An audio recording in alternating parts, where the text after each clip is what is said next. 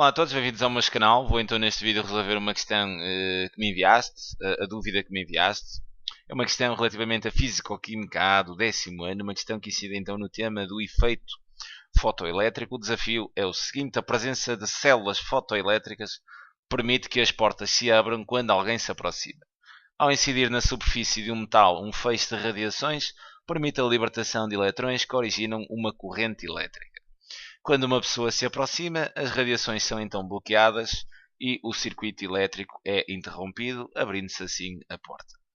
A questão aqui mesmo é: verifica se poderá utilizar cobre na célula fotoelétrica se a fonte emissora for uma lâmpada de sódio que emite radiações cujo comprimento de onda, aqui um dado muito importante, tem então o valor de 589 nanómetros. Sabendo ainda que a energia de ionização do cobre é exatamente igual a 7,45 vezes 10 elevado a menos 19 joules por eletrão. Bem, o que é que se está aqui a passar? Estão-te aqui a perguntar que se existe a hipótese de se usar cobre na célula fotoelétrica. O cobre tem então uma energia de ionização que é exatamente a energia mínima de remoção dos eletrões, igual exatamente a este valor. A questão é se poderás então utilizar uma fonte emissora de lâmpada, se a fonte emissora for uma lâmpada de sódio, cujas radiações têm exatamente este comprimento de onda. Ou seja, se usarmos uma lâmpada de sódio cujas radiações têm este comprimento de onda, será que ela consegue remover eletrões do cobre? É isso que teremos que ir à procura. Então, para se dar efeito fotoelétrico, tu sabes que a energia de radiação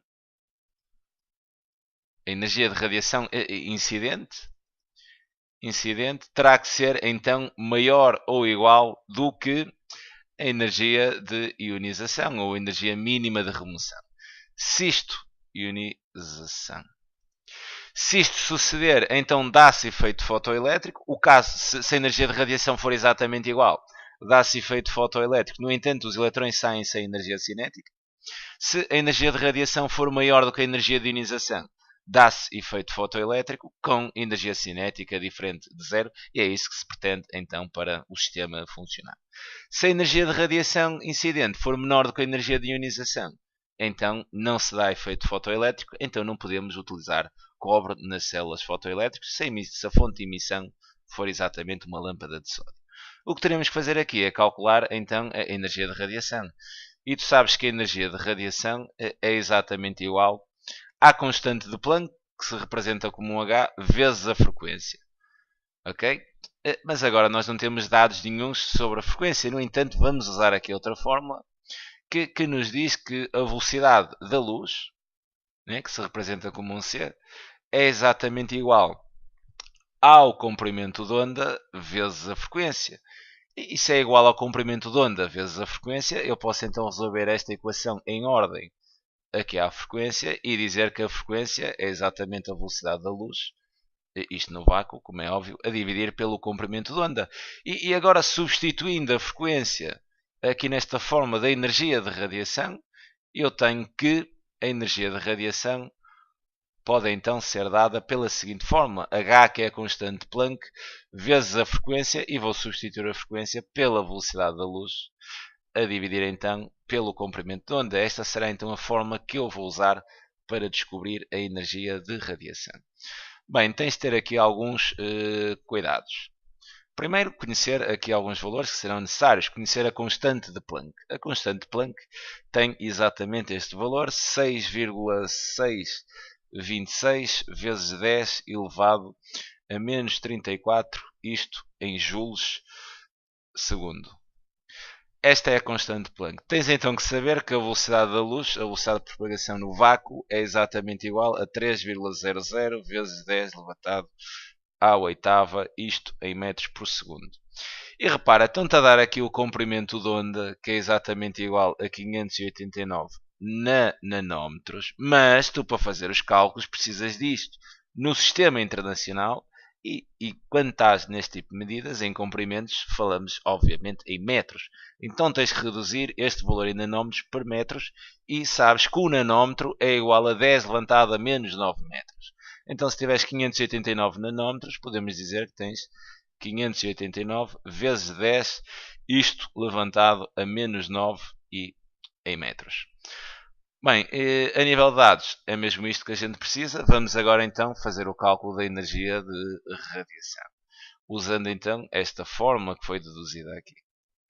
Temos então que a energia de radiação será então igual, e agora isto aqui é mesmo fazer contas, à constante de Planck, ou seja, 6,626 vezes 10 levantado a menos 34, vezes a velocidade da luz, que é 3,00 vezes 10 à oitava, a dividir então pelo comprimento de onda em metros, que seria então 589 vezes 10 levantado a menos 9. Estas contas, obviamente, que é para a calculadora. Ok. E então, fazendo as contas na calculadora, temos que a energia de radiação é exatamente igual a 3,37 vezes 10. 3,37 porque estamos a trabalhar com os algarismos significativos, em multiplicações e divisões, quem manda é sempre o menor número de algarismos significativos. Aqui neste caso, na constante de Planck, temos 4, na velocidade da luz temos 3, no comprimento de onda temos também 3, o resultado final terá que ficar então com 3 algarismos significativos. Ficamos com 3,37 vezes 10 elevado a menos 19, isto em joules. Bem, temos então a energia de radiação e agora vamos comparar com a energia de ionização que é dada no exercício. A energia de ionização do cobre é exatamente igual a 7,45, isto vezes 10 levantado a menos 19 joules por eletrão. Comparando, vemos que a energia de radiação é menor. E repara, então se a energia de radiação é menor do que a energia de ionização, podemos concluir que não se dá efeito fotoelétrico. Logo, não se poderá utilizar cobre na célula fotoelétrica, visto que não se daria, neste caso, o efeito fotoelétrico. A questão seria mesmo isto. Vou avançar então para a próxima dúvida que me enviaste, é a questão 8. Esta questão é basicamente teórica, isto não tem contas, será exatamente escrever texto.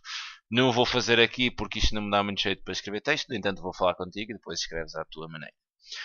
Bem, exercício 8. Através do efeito fotoelétrico, a incidência da luz provoca a emissão de eletrões da superfície de um metal.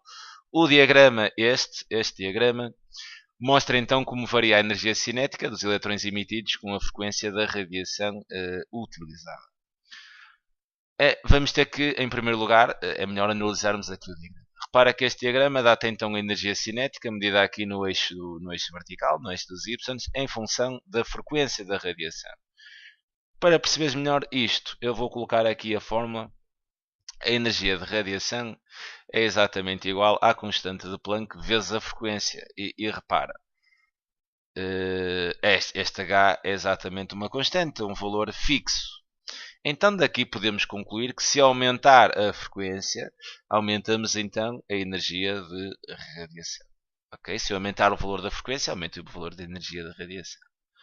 Olhando aqui para o diagrama, o que é que percebemos? Temos ainda a forma da energia de radiação ser exatamente igual à energia mínima de remoção, que é a energia de ionização, mais a energia cinética. Observando aqui o diagrama, aqui na frequência, por exemplo, tens aqui isto é um metal, que é o rubídio, e este metal, repara que aqui começa então a existir energia cinética, neste ponto é zero, mas começa-se a dar o efeito fotoelétrico.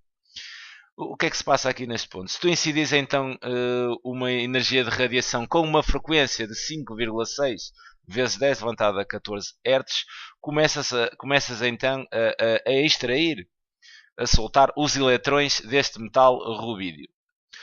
Se aumentares a frequência de radiação para 5,44, começas então a extrair eletrões do potássio, e se a frequência de radiação for então 5,56, começas a extrair eletrões do sódio. Repara aqui numa situação. Imagina que eu incidia aqui uma frequência de radiação de 5,1, que estaria mais ou menos aqui. O que é que ia acontecer? Bem, se a frequência de radiação fosse exatamente 5,1, o que é que iria acontecer? A energia de radiação seria maior do que esta, né? Porque a frequência seria maior. Aumentando a frequência, aumentavas a energia de radiação. O que é que iria acontecer?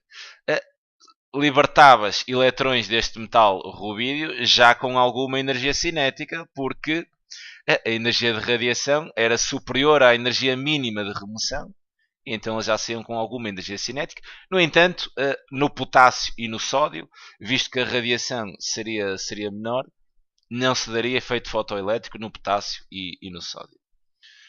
Em visto isto, então, olhando agora para as questões, podemos analisar isto da seguinte forma. A primeira questão indica qual dos metais liberta mais facilmente eletrões. O metal que liberta mais facilmente eletrões seria este metal rubídio, visto que é o metal onde a frequência de radiação necessária para libertar eletrões seria menor. Não é?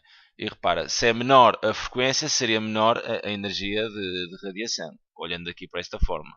Se eu diminuir a frequência, diminuo a energia necessária que teria que atribuir então a este metal. Então, qual dos metais liberta mais facilmente? É mesmo o rubídio. A justificação seria porque é o metal onde é necessária uma frequência de radiação menor. Então seria um metal onde precisavas dar menos energia para ele começar a libertar eletrões.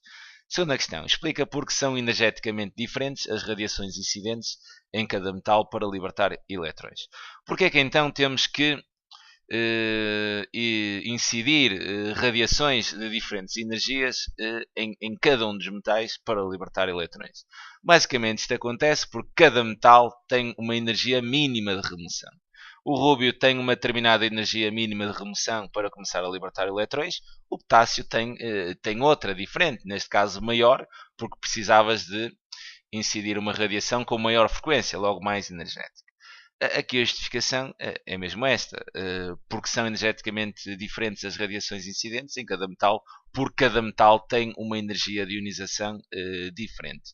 Isso, pois, a energia de ionização de cada metal terá a ver muito com a distribuição eletrónica, com os eletrões de valência, mas eu penso que não será isto que será pedido na questão. Na 8.13, termina o efeito produzido em cada metal se incidir uma radiação de frequência igual a 5,50 vezes 10 levantado a 14 Hz. Repara que uma energia de 5,50, uma frequência, né, igual a 5,50, estaria aqui. 5,50. Bem, o que é que acontecia relativamente ao metal rubídio? Se tu incidisses então uma energia de radiação com esta frequência, o que é que aconteceria então ao metal rubídio? Podes analisar aqui o diagrama, né, e perceber que se dava efeito fotoelétrico, havia remoção de eletrões, havia libertação de eletrões com uma determinada energia cinética.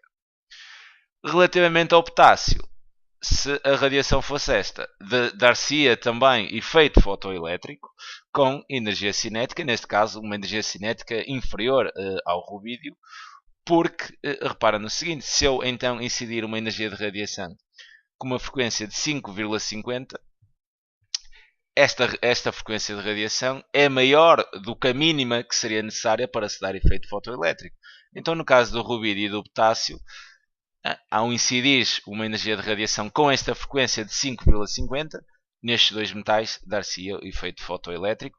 Mas agora, relativamente ao sódio, se incidisse uma frequência de radiação de 5,50 vezes 10 levantado a 14 Hz, não seria suficiente para o sódio libertar eletrões, visto que a frequência mínima que eu teria que fornecer ao sódio para haver libertação de eletrões seria então 5,56, e basicamente eu penso que este exercício seria mesmo esta resolução.